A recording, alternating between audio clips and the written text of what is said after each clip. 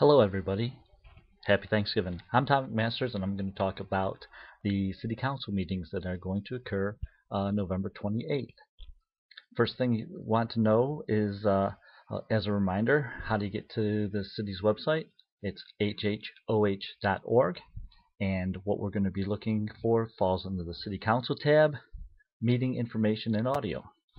When you click on there, you can see that on November 28th there's going to be two pretty important meetings for most of us residents.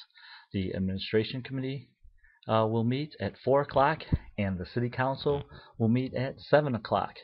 And if you click through on these links right here, you can get to the Administration Committee agenda, and with that you can see that there's a recreation facilities planning item on the agenda, and what that is the YMCA has prepared a handbook for the rates for the aquatic center, and you can see that the quality of that is typical YMCA. And with that, you can see that their budget is kind of messed up. At the end of their handbook, they tell you that the city of Huber Heights is going to put in $75,000 for the year. That's really not representative of the agreement that went into place on November 14th.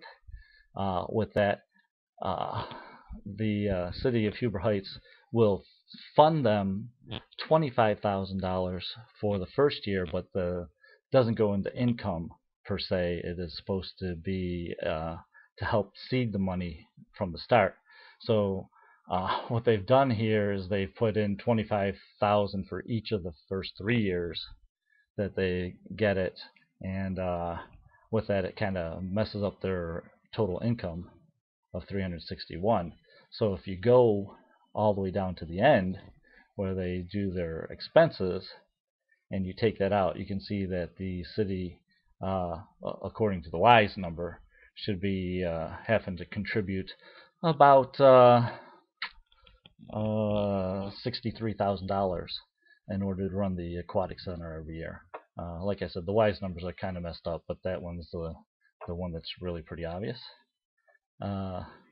And with that, we'll go back to the agenda. And you can see that there's going to be some discussion on the city amphitheater. No link to tell you what it is about the city amphitheater.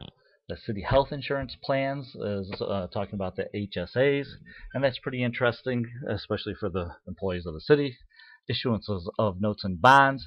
That's kind of peculiar because they're going to try to do $2 million of and eventually they're going to have to do around $7 million, so I'm not sure why it is that they're doing $2 million.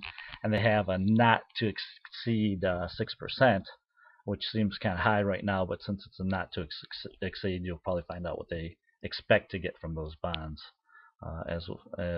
from the city finance director when he talks about those. But the one we're all going to be interested in is the 2012 city budget, and the reason we're going to be interested on that is you can find in the next agenda, which is the city council meeting agenda that occurs at 7 o'clock, and items D and E tell you that the city has to have a resolution to increase our income tax, and they want to put that on the budget for March, so that's going to be on the agenda during the meeting. And why do they need to do that? Well, of course, the reason they need to do that is because they've been running in the red, and they haven't, how can you say that, they haven't taken the steps necessary in order to reduce the budget. And in fact, they have stressed the budget with the aquatic center and the Heights, where they could have helped us out with some of the stuff. And you can kind of see that this is a point that I've been making to them all year. I've never said I was against the aquatic center, but I did say that I was against the aquatic center putting us in a position where we're going to have to raise our taxes, and that's exactly what we've ended up doing.